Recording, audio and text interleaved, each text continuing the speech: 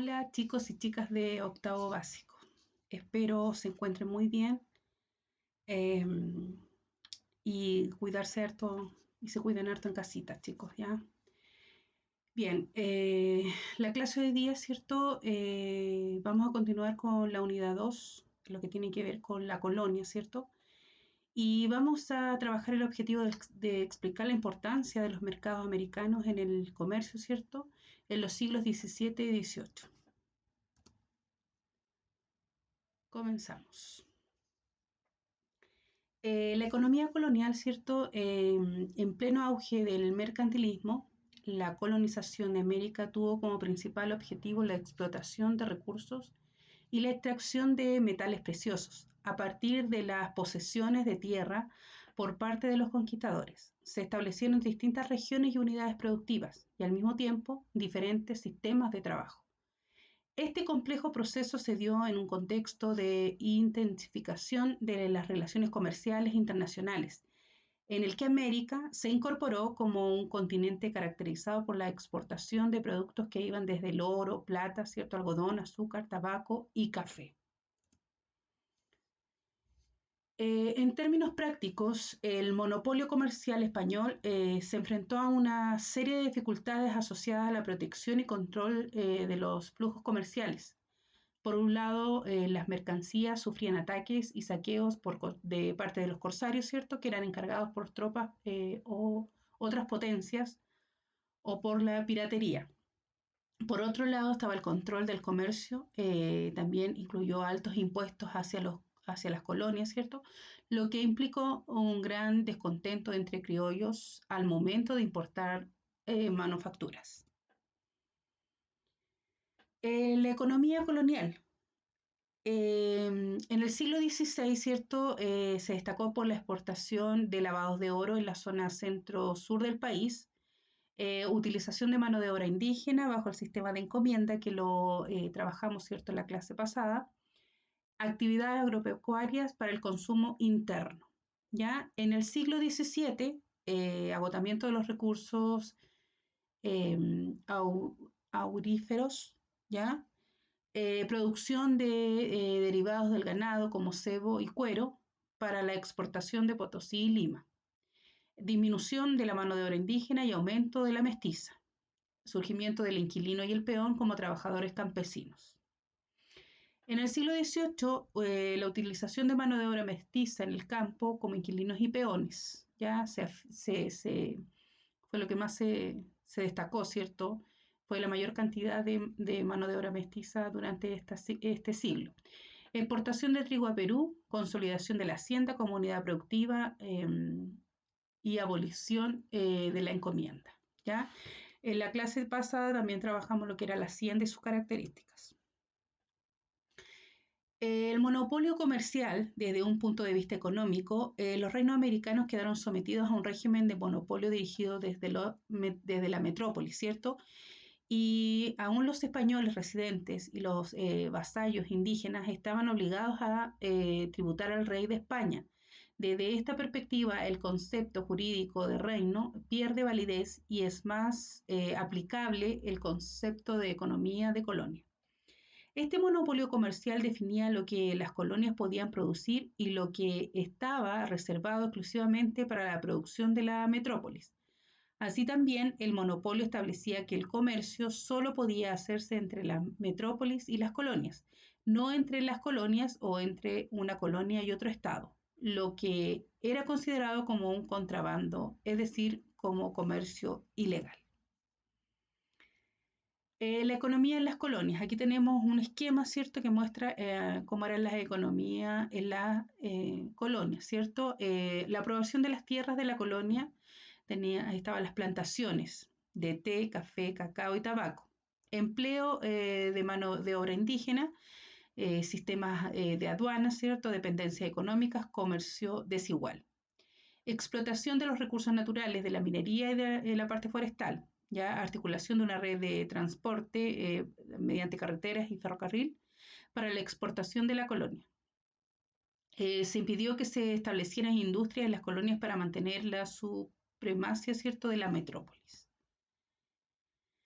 Bien, ahí tenemos, ¿cierto?, cómo funcionaba la economía, ¿cierto?, en los siglos XVII y XVIII, ¿ya? También en esta clase vamos a trabajar parte de la unidad que nos quedaba pendiente, ¿cierto?, de la sociedad de fronteras durante la colonia. ¿Cómo era la vida en la frontera? ¿Ya? Se caracterizó por la agresividad. eh, Legalizó la esclavitud de los indígenas de guerra que eran capturados en campañas denominadas malocas. A partir de 1655 decaen las hostilidades, ya establecimiento de relaciones comerciales e intercambio cultural producto del mestizaje. Se torna esporádica, ¿cierto? Y se realizaron parlamentos. Vamos a explicar más adelante de qué se trata eso.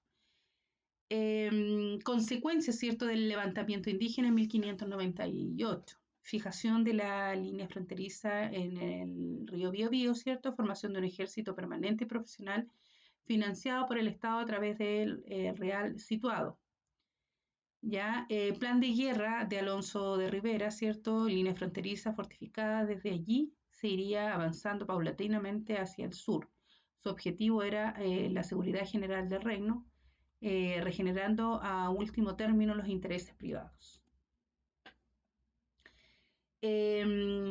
Durante este periodo, ¿cierto?, de la colonia, tenemos la guerra de Arauco, ¿ya?, que fue un conflicto armado entre mapuches y españoles con duración de más de 300 años.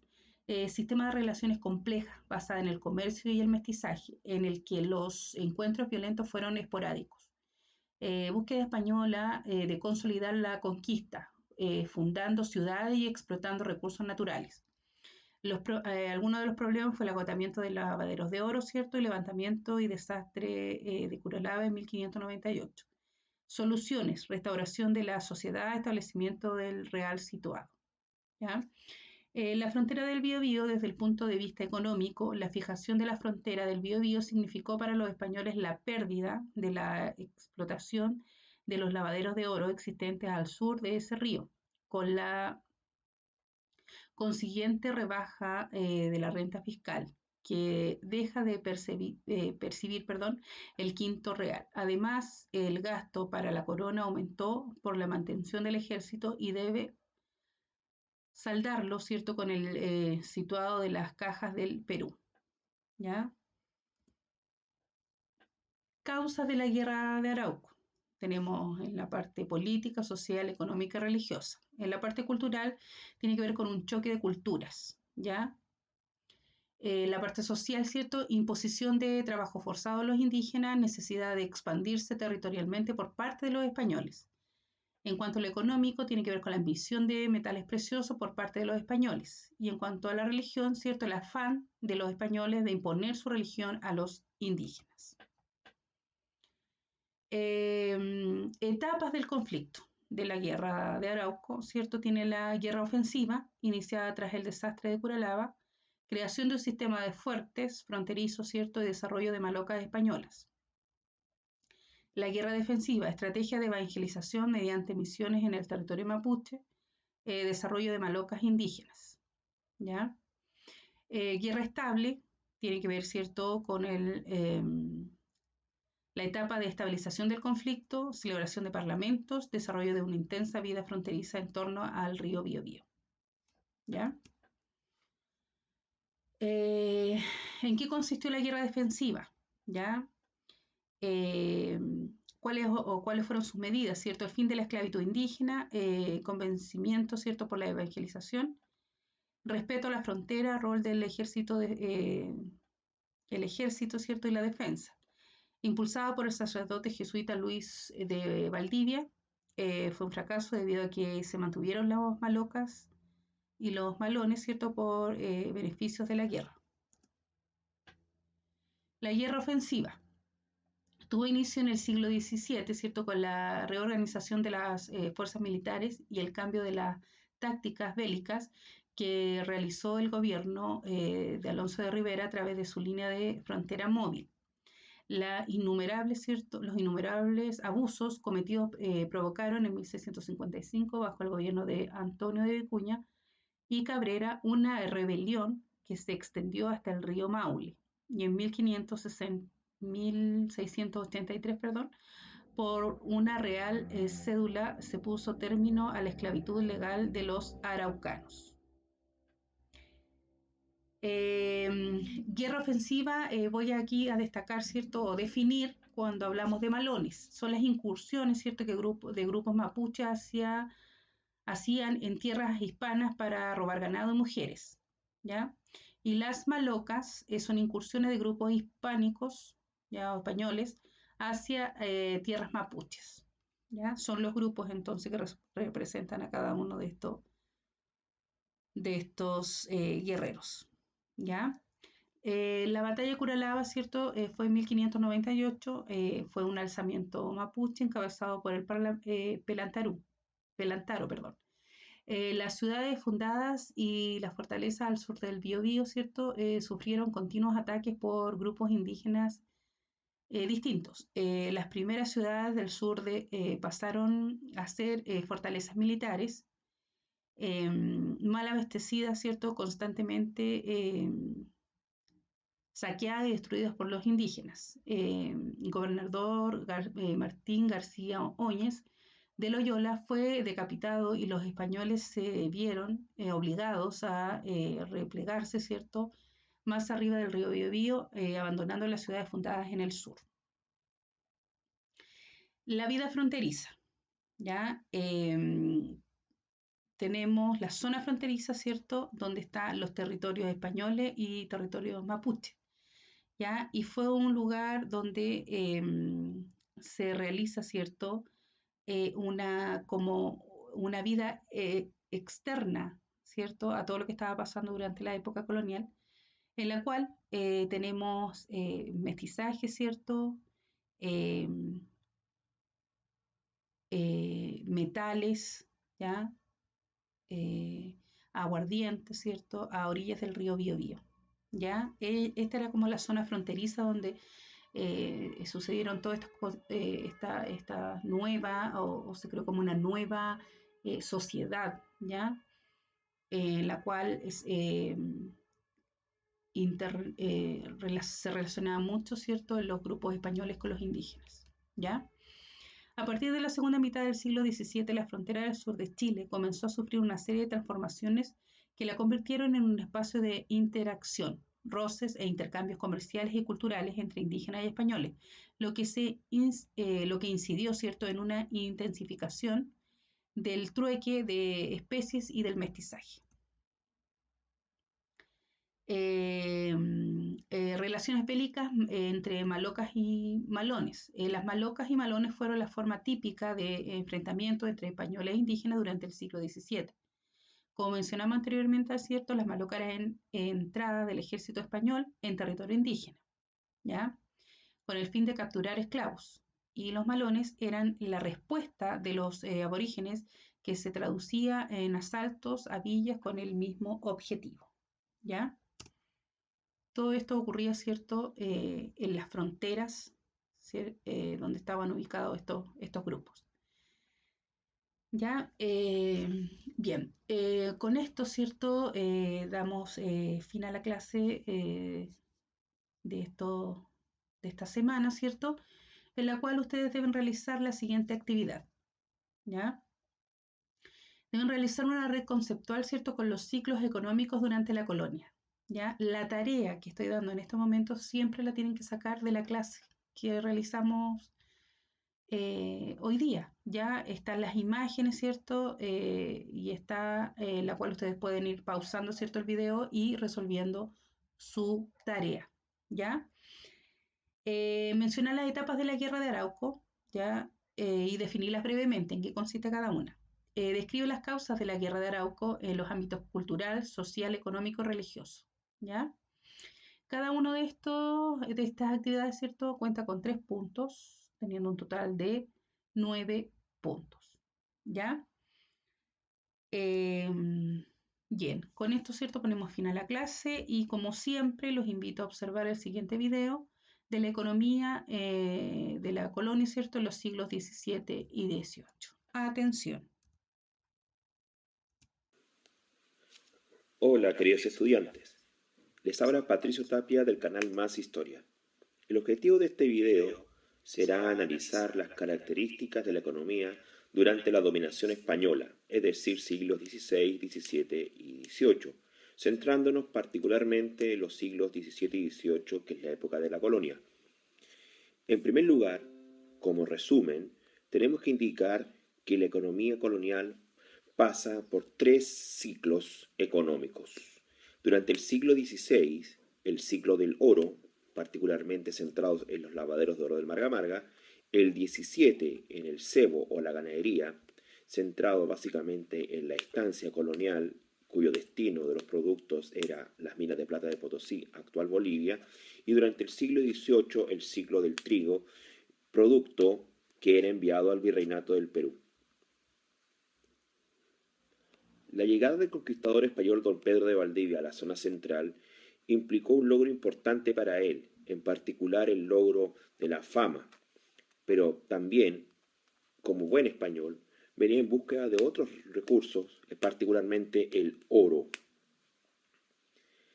Una vez dominado a los pueblos aborígenes del lugar, estamos hablando de los picunches, Pedro de Valdivia se dedicó a la búsqueda del centro de la riqueza del imperio inca en la zona, es decir, los incas que dominaban el sector antes de la dominación española.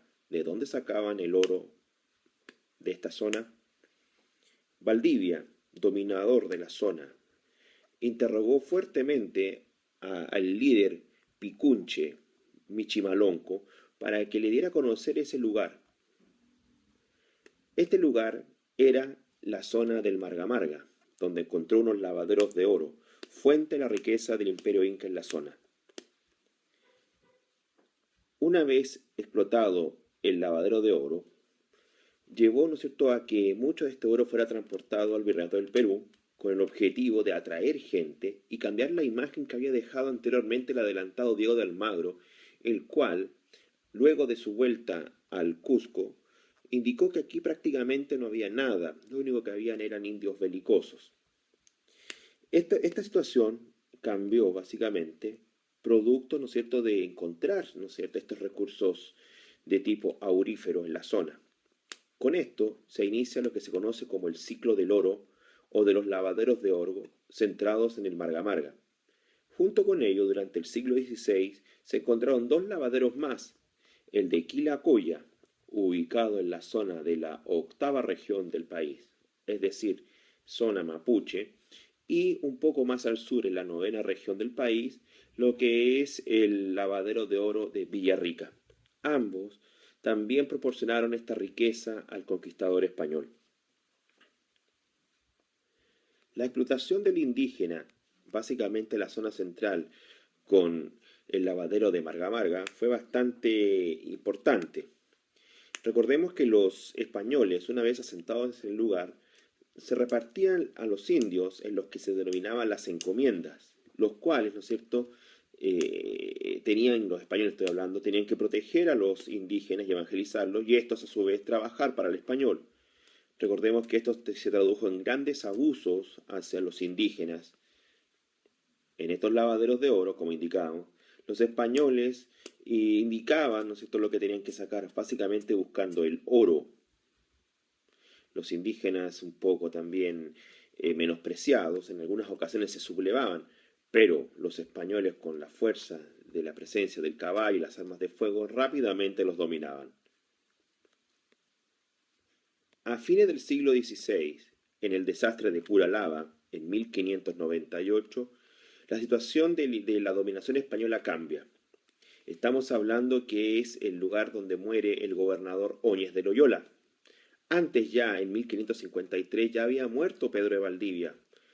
Ahora, en 1598, moría el segundo gobernador a mano de los mapuches, que era el gobernador Martín García Óñez de Loyola. Con este desastre se provocó la destrucción de una vasta cantidad de ciudades del sur, todas incendiadas y destruidas por los mapuches, a lo cual también se sumaron las dos fuentes del oro del sur que tenía el Imperio Español, como era Quilacoya y Villarrica. Esto llevó que durante el siglo XVII el español, el conquistador español, tuviese que cambiar digamos, de fuente económica. Tenía que buscar otro medio para desarrollar la economía en el lugar. Ya había perdido Quilacoya y Villarrica y Marga Marga ya estaba agotado, ya no se explotaba ya prácticamente. Y en el siglo XVII, buscando otra fuente de recursos económicos, encontró lo que es la producción ganadera en la zona central y en particular el cebo en las estancias, como vemos en la foto. Las estancias eran los lugares donde se criaban los animales y a su vez también se fabricaban productos derivados de estos animales. Por ejemplo, los cueros o curtiembres con los cuales se fabricaban zapatos y mochilas de la época, el charqui, esta carne deshidratada que sirve de alimento también, velas hechas de grasa de animal y monturas para los caballos. El destino de esta producción era básicamente la exportación a las minas de plata de Potosí, en la actual Bolivia. Como indicamos, la estancia fue el centro de desarrollo de la producción ganadera durante el siglo XVII. En ella se fabricaban una serie de productos para la exportación a Potosí, como es el charqui, que estamos viendo en pantalla, a lo cual también se agregan otros productos, como por ejemplo las velas, que estamos viendo también aquí en pantalla, hechas de grasa de animal. De ahí la importancia del cebo. Esto servía en la zona de Potosí y también en Chile para iluminar las casas de los dignatarios y de las personas que vivían en estos lugares como Potosí y el mismo lugar como Chile. Como habíamos indicado, esta producción ganadera, particularmente cebo y otros productos como las curtiembres y el charqui, estaban destinadas, ¿no es cierto?, a las minas de plata de Potosí, fuente de riqueza del virreinato del Perú en aquel entonces. Una vez agotado las minas de plata de Potosí, obviamente la producción y exportación de productos ganaderos de las estancias chilenas disminuyó, teniéndose que buscar otra fuente digamos, de recursos económicos durante el periodo colonial. Es así que llegamos al siglo XVIII, donde empieza lo que se llama el ciclo del trigo. El trigo se producía en las haciendas de la zona central del país, particularmente La Serena, Santiago y Concepción. El objetivo o el destino de este trigo, o cereal, que es el sinónimo de trigo, era el virreinato del Perú, el cual había sufrido un gran terremoto, provocando una peste, que es una especie de hongo llamado el polvillo, que secó el trigo peruano, y eso llevó a que Chile tuviese que transformarse en el granero del Lima y del Perú, porque le exportó este producto que le hacía falta allá en el país o en el virreinato que se ubicaba al norte de Chile. Como indicamos, la fuente de desarrollo de la producción triguera fue la hacienda, en este caso, donde se producía este cereal para exportación al virreinato del Perú. Como hemos visto, esta hacienda era trabajada por peones e inquilinos que servían a un patrón o hacendado, el cual les pagaba ya sea con alimentos u otros productos.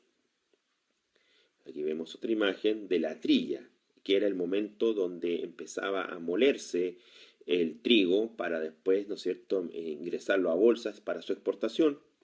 Esto era básicamente hecha con caballos que iban pisando este trigo y después lo transformaban, ¿no es cierto?, en una especie de polvo, ¿no es cierto?, para que se pudiese después ingresar unos sacos para exportarlo.